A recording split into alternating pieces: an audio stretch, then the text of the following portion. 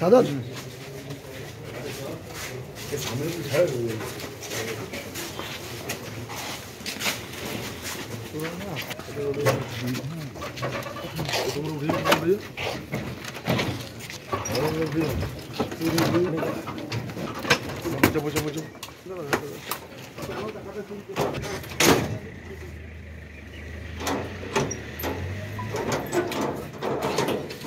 অসীম বাবুর সাথে কি করে যোগাযোগ হয়েছিল আপনাদের?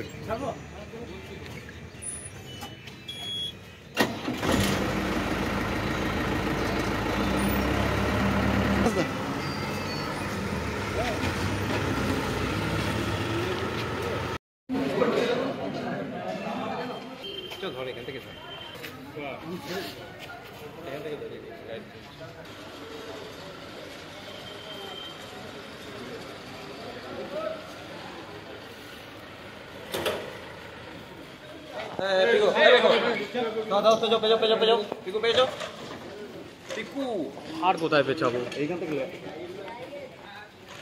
দাদা ঢুকবে না।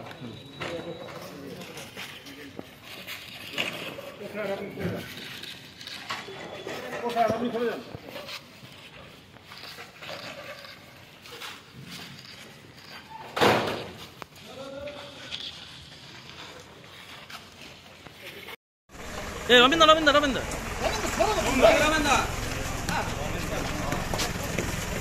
অসীম দা আপনাকে ধরেছে কি জন্য ধরেছে?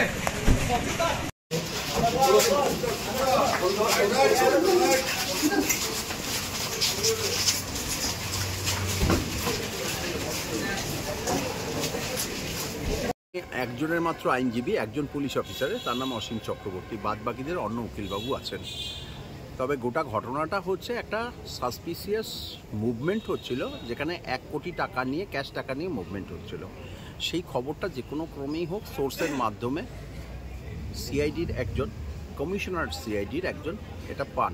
সেই খবরটা পাওয়ার পর দুর্গাপুর থানায় টেবিল ডিউটি যিনি করছিলেন অসীম চক্রবর্তীকে ইনফরমেশান দেন যে এরকম একটা সাসপিসিয়াস মুভমেন্ট হচ্ছে, পুলিশকে একটু ইনফর্ম করো, যদি কোনো কারণে দরকার পড়ে যেন পুলিশ অ্যাসিস্ট্যান্স পাওয়া যায়। তিনি এই খবরটা সার্কুলেট করেছিলেন পুলিশের মাধ্যমে, অর্থাৎ টেবিল ডিউটি হিসেবে তিনি তার ডিউটি পালন করেছিলেন। পরবর্তী ক্ষেত্রে দেখা গেল যে এই খবরটা সিআইডির কাছে যারা দিয়েছিল তারা সোর্স হিসেবে কাজ করে সিআইডি, কিন্তু তাদের মধ্যে একজন এক্স আছেন, অর্থাৎ এক্স পুলিশের কাজ করতে তিনি, এইরকম কয়েকজন মিলে একটা ভুল খবর, এই খবরটা ভুল নয়, এরা এই খবরটা দিয়েছিল এবং তারা পরবর্তী ক্ষেত্রে এসে কেউ একজন বা কারা একজন তারা এসে এই ঘটনাস্থল থেকে গাড়ি শুধু টাকা নিয়ে চলে যায়। এটাই ছিল ঘটনা। এই ঘটনাটাতে আমার ক্লায়েন্ট অসীম চক্রবর্তীর ভূমিকা একটাই, সেই খবরটা পেয়েছিল, তার কাছে সোর্স ইনফরমেশন নয়, তার কাছ থেকে পুলিশ ইনফরমেশন ছিল, সেটাই তিনি সার্কুলেট করেছিলেন।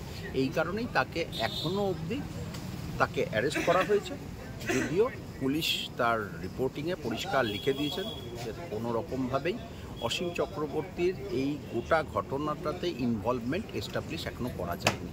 কিন্তু যেহেতু এটার একটা গুরুত্ব আছে বলে কোর্ট আজকে তাদের কাউকেই বেল দেননি, দুজনকে রিমান্ডে পাঠিয়েছেন। পরবর্তী ক্ষেত্রে 4-5 দিন পরে আবার কনসিডারেশনের ডেট। কোন দুজনকে রিমান্ডে নেওয়া? মৃত্যুঞ্জয় বলে একজন, যিনি এক্স মানে অর্থাৎ রিট্রেঞ্চ বলা যায়, তাকে পুলিশে কাজ করতো, তাকে বার করে দেওয়া হয়েছিল বা সে বরখাস্ত হয়েছিল। কি কারণে সেটা জানেন? সেই কারণটা বলা যাবে না, সেটা আমাদের পক্ষে বলা সম্ভব না। আর মৃত্যুঞ্জয় বাদে আর একজন আছে, তিনি পুলিশের সঙ্গে কোনো সম্পর্কযুক্ত নন, তিনি আশিস মার্কেটে থাকেন, তিনি একজন। এরকম দুজনকে পাওয়া গেছে।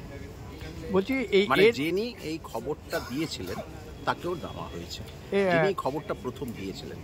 ওই যে অসীম চক্রবর্তীর নামে আগেও অনেক অভিযোগ জমা পড়েছিল এবং ওনাকে তার জন্যে একটা কর্মরত জায়গার থেকে তাকে বসিয়ে দেওয়া হয়েছিল, ডিআইবিতে পোস্টিং করা হয়েছিল। তো এর তো বারবার এরকম ঘটনা শুনেছি, কি বলবো? না, আমার মতে হচ্ছে যে এই জাতীয় ঘটনা আমার নজরে কিছু আসেনি বা এর আগে আমি কখনো পাইনি। আর যদি সত্যি দোষী প্রমাণিত হতো তাহলে এতদিনে তো চাকরিতে থাকতো না, নিশ্চয়ই দোষী প্রমাণিত হয়নি বলেই তিনি চাকরিতে বহাল আছেন। সুতরাং দোষী না হওয়া অবধি কাউকে বলা যাবে না যে দোষী। তিনি অসীম চক্রবর্তীর জন্য আজকে প্রচুর পুলিশকে দেখলাম এবং নাটক করা দেখলাম পুলিশকে। কি বলবেন? দেখুন, এই নাটকে আমাকে একদম ডাকেনি। ডাকলে আমি নাটক দেখে বলতে পারতাম যে ভালো হয়েছে না মন্দ হয়েছে। আমি তো এই নাটকে বলছি, ছিলাম না। যখন ওনার কাছে ইনফরমেশন আসে অসীমবাবুর কাছে, তিনি তখন তার সুপিরিয়রকে জানাননি? তিনি সঙ্গে সঙ্গে যখন একটা ক্রাইম হয়, সেই ক্রাইম হওয়ার সঙ্গে সঙ্গে নিয়ম হচ্ছে, যেটা আপনারা এতদিন আরজি করার ক্ষেত্রে বলছেন, সেই রকমইভাবে আমরাও বলি যে ইনফরমেশন পাওয়ার সঙ্গে সঙ্গে সেই ক্রাইমটা যাতে রোধ করা যায় তার জন্য প্রতিরোধ ব্যবস্থাটা নেওয়ার জন্য আগে দেখা হয়। ডাকাত দল পালাচ্ছে, তখন আমি সুপিরিয়রকে জিজ্ঞেস করবো পিছু করবো কি করবো না, এটা কি জিজ্ঞেস করা যায়? না সঙ্গে সঙ্গে পুলিশকে ইনফর্ম করা যায় যে এরকম একটা সাসপিশিয়াস মুভমেন্ট হচ্ছে না, আপনারা ফলো করুন। কোনটা? স্বাভাবিকভাবে তার যেটা ডিউটি ছিল সে সেটাই করেছে। Thank you.